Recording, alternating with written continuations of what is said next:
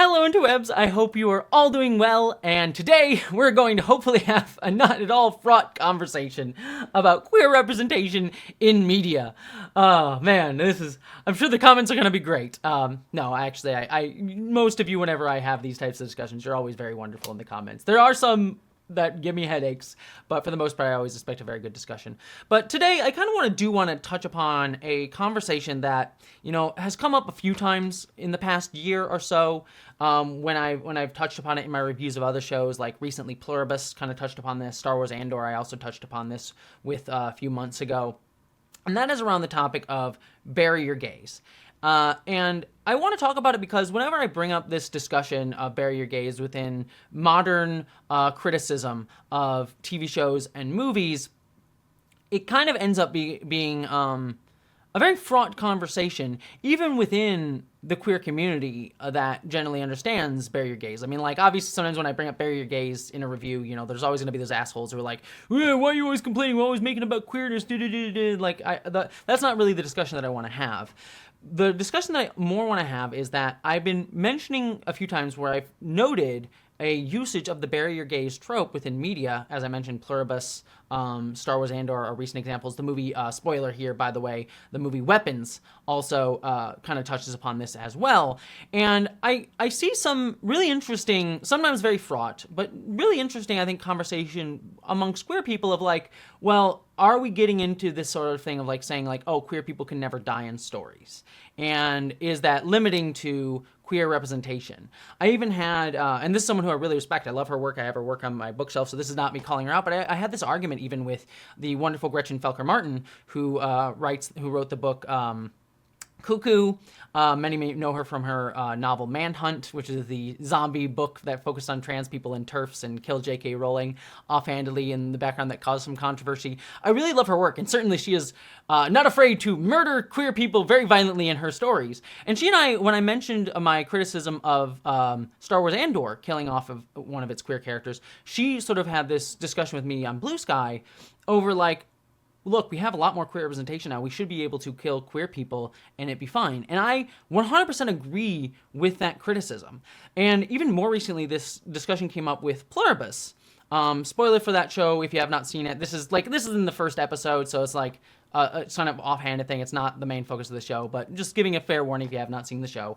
The main sort of plot of that show focuses on Carol, who is a queer woman, and she has a partner, as we learn throughout the episode, and there's this hive mind that takes over the planet Earth, and while the hive mind is doing that, her partner dies in that. She doesn't become part of the hive mind, her partner just is dead. And certainly we get hints in episode 2 of that show that her partner's mind, like memories, still kind of live on within the hive mind, but the physical body of her partner is dead. And I sort of mentioned in my review of that episode, like, again, here's another use of the bury your gays trope. And I got some pushback on several levels. One was this sort of thing like, oh, we can never kill queer people in stories, was some people arguing with me. And then also people being like, well, like, we can justify it within the narrative, right? This is a story about grief and also about homogeneity and also her isolation. And like, you can argue that, she's, this is just part of this story. If you're going to tell a story about all of the humanity getting taken over by a hive mind, her partner needed to die for that story. Would you rather there not be a queer character at the start of this story at all, Jessie? Which I would obviously respond, no. So, and I think all of these are very legitimate criticisms when I call out something like bury your gays. I think a lot of people, when I say bury your gays, are sort of pushing back the feeling that this conversation around queer media and queer representation is still very centered in this very limiting conversation around something like bury your gays. Because when in criticism around queerness representation media have often centered around like queerness as like being victims or victimized. I mean, we can go back through the history of Hollywood and look at, how the Hays Code, which was when it was implemented, there was more overt queerness in Hollywood beforehand. And then the Hays Code came in, sort of forced any queer representation to either be coded, and if it was, even when it was coded, had to be punished by the narrative. You could not have characters who expressed queer desire or even be coded as queer without being punished. And then that got turned more into, once the Hays Code went away, we were seeing more stories about like pitiable queer people, like, I think of Brokeback Mountain, for example, is like kind of an obvious example of this, of like, oh, we're going going to make the story about like how hard it is to be gay, and then we'll kill them at the end, and we'll have this sort of like sad story of like, oh, look how hard it is to be gay. They always get killed, and it's sort of this pitiable, like, queer people never get to exist as our own and live as our own selves and have these very hopeful stories, or like just get to exist on our own terms for ourselves.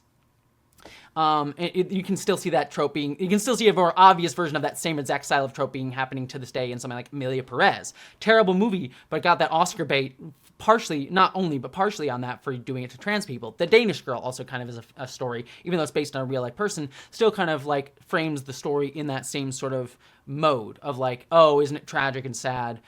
She got to live herself, but then she died. And it's just focusing on the tragedy of queerness. As an element. And then it became much more of a textual conversation with things like The 100, where we had Lexa getting killed in that show, and a few other shows around the same time, Walking Dead doing it very similarly.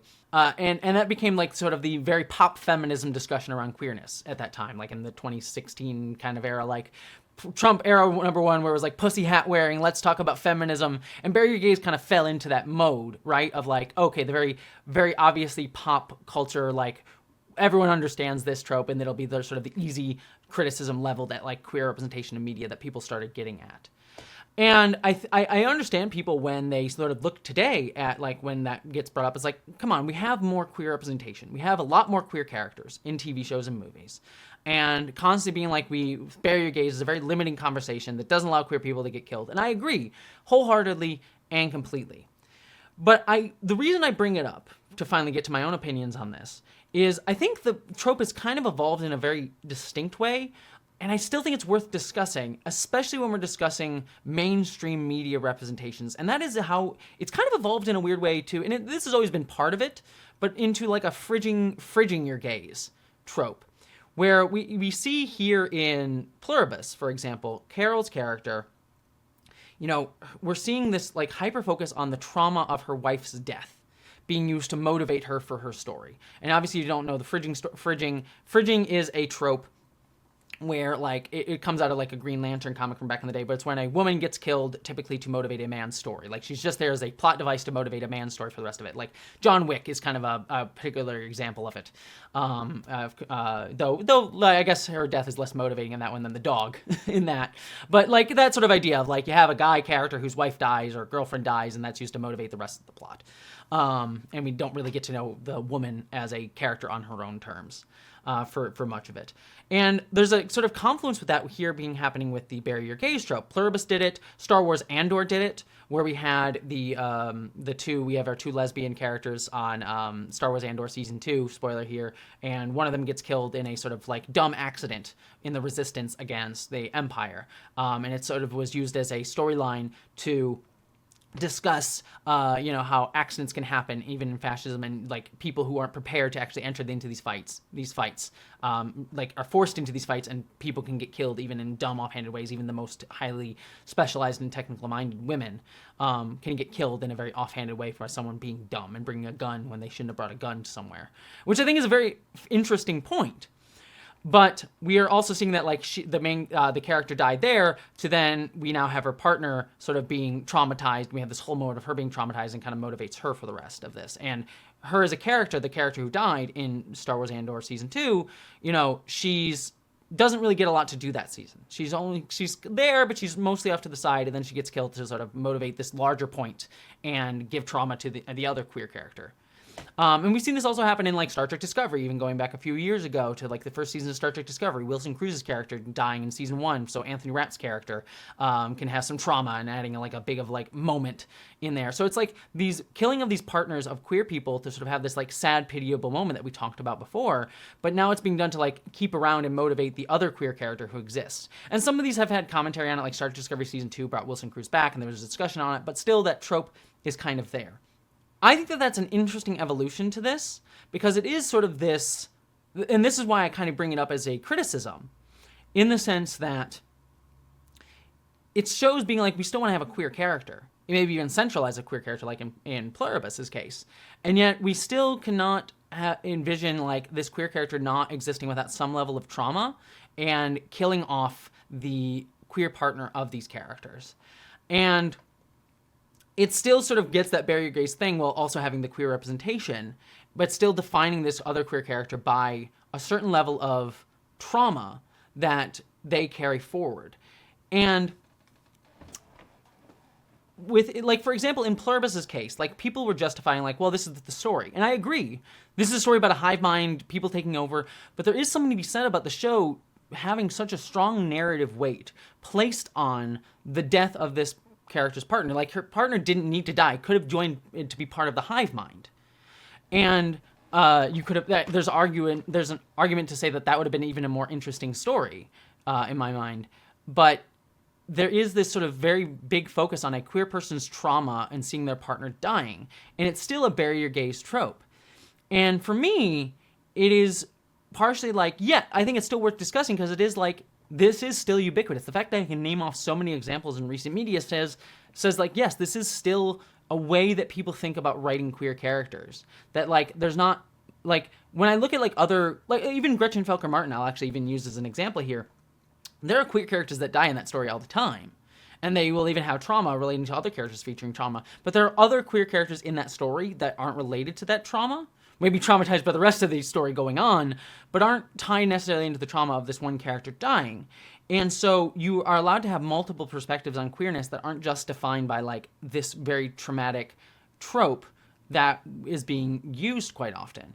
And I think that is kind of important to see, like, okay, we can have queer people dying, but you also have other perspectives on it. You also have other people discussing this element. And, like, queer people always have some level of trauma if we're talking about queer stories in a non-like queer supportive society.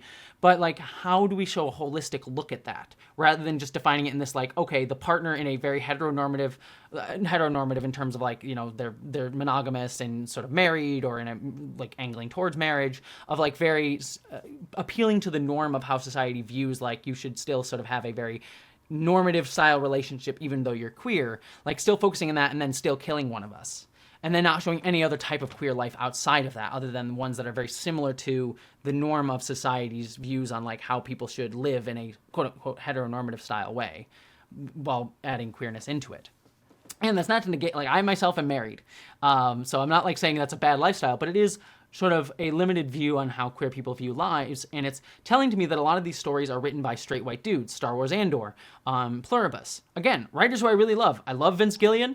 I love Tony Gilroy, some of my favorite writers. But you can see a limited understanding of queerness. Like, they want to show queerness, they want to depict queerness, but they still sort of, like, relegate it to this traumatic trope, relegate it to very limited views of, like, the many ways that queer people live, and still fit it into that story in a way that, like, is like, if you had just slotted a straight couple in there, it would have been pretty much the same to a degree. And you know, I like that there's some elements of, like, how the queerness comes into the story. I actually really applaud Pluribus has these moments about, like, how Carol talks about, like, how she made her story, she's a fantasy writer, she made her lead character in her fantasy novel a straight guy because she didn't want to show queerness because she didn't think it would sell as well, which I think is a really great understanding of how queer people sort of align with cultural hegemony. So I think some of these writers can talk about queerness in really interesting ways and yet still use these tropes, I think, in ways that I'm like, in ways that and this is kind of the big thing for me that I want to point out, in ways that I think you can still justify.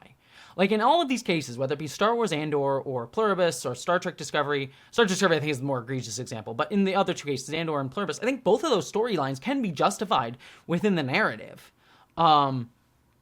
I think you can be like, yeah, this fits the story that they're trying to tell. And I think that is perfectly fine.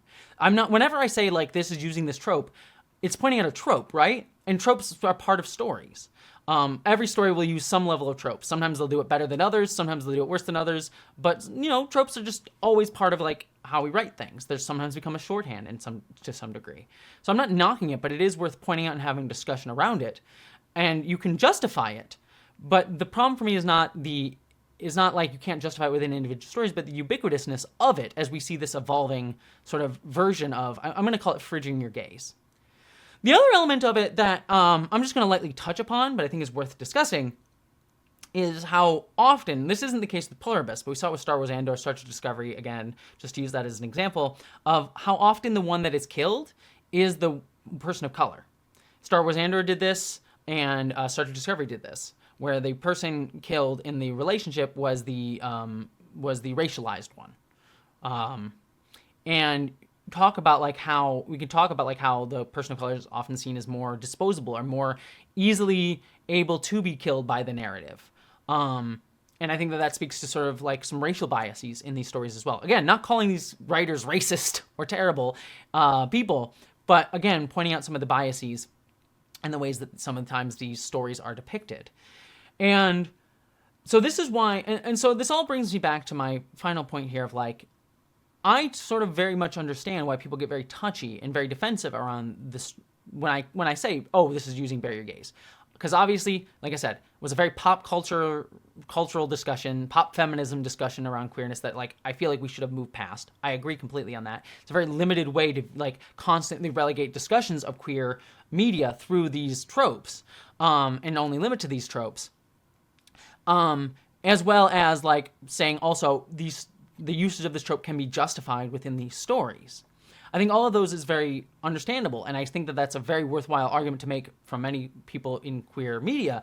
But for me, I think it's still worth discussing and seeing how this trope has kind of evolved and changed in kind of different ways, especially as it relates to, I think, most especially mainstream depictions of queerness and queerness written by people who are not queer. Because I can go into it, like I have so many queer books and things that I like right on hand, like I have a shit ton of books over here about like queer media and stuff and on this wall over here. So like oftentimes when I see queer writers like Gretchen Felker Martin or others discuss queerness, they will have like multiple queer characters, multiple perspectives on queerness. And so I think that like, even if they touch upon some of these tropes, which I think they do in ways that are much more understanding to a queer perspective, have more queer representation. But when we talk about it, when these storylines are written by straight dudes, especially in mass market media pieces like Pluribus, like Star Wars Andor, that are made for a much more mainstream style audience, I think they're still worth discussing how many of these writers still have very limited views of how they think about queer people and how queer people can exist. How there isn't, in fact, often there's very little a sense of a queer community, where queer people can be isolated, but often queer people are part of a queer community when they exist. And when you have straight people writing queer people, they're often not.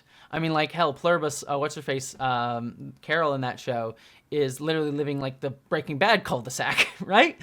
And so there's not like a sense there of like a larger queer community that these characters are a part of. And so it's like a very limited way of viewing queerness that still falls into these tropes and can be justifiable, can still say things about queerness, but also speaks to a very limited imagination, I think, in both mainstream storytelling and storytelling by some of these straight authors. Again, who I love. I'm not knocking them. But I think it just like limits how they think about these things. Anyways, I have rambled for quite a while on this topic. Certainly, I debated writing this out because I think I probably ended up rambling a little bit more than I ended up wanting to. But it's just, I don't have a lot of time, so I figured just rambling it out. And it's just a topic that is, I've just seen whenever I've mentioned it, it kind of even like on Blue Sky or elsewhere, it just creates a whole conversation that sometimes gets a little bit more heated than I ended up wanting it to be, both on my part and the part of the other person. When it's like, I don't think that the people who argue with me, especially in the queer community, are wrong. Like, again, I had this discussion with Gretchen Felker Martin publicly on Blue Sky. And I was like, I don't think she's wrong. I think she has many very smart and intelligent points. And I don't even necessarily disagree. I would just sort of say, like, yes, and here's my perspective on it as well. And so I think we should be talking about queer representation in media much more than just like, oh, how they use these tropes. Again, Pluribus, great example. I think there's some elements of discussing queer, like how queer people align with homogenizing with society, and that I think is really smart. So I think there's a lot more to discuss in terms of queer themes, queer ideas within these works. But I also think it's worth talking about like how they also touch upon these tropes. And what does that say about how people imagine queerness? Of like, oh, we can have our heteronormative, quote unquote, heteronormative style relationships, but even then it's still defined by tragedy to a degree. Like we can fit into society, we can assimilate into society, but even then we're sometimes a little bit more prone to being killed than others. But I think it's just interesting. I just think it's interesting. I think it's an interesting thing to discuss. What do you think, though? Do you disagree with me? Do you like what I had to say? Do you disagree with what I had to say? I'd love to hear all your thoughts down below. Beyond all of that, I hope you, my friends, live long and prosper. Mwah.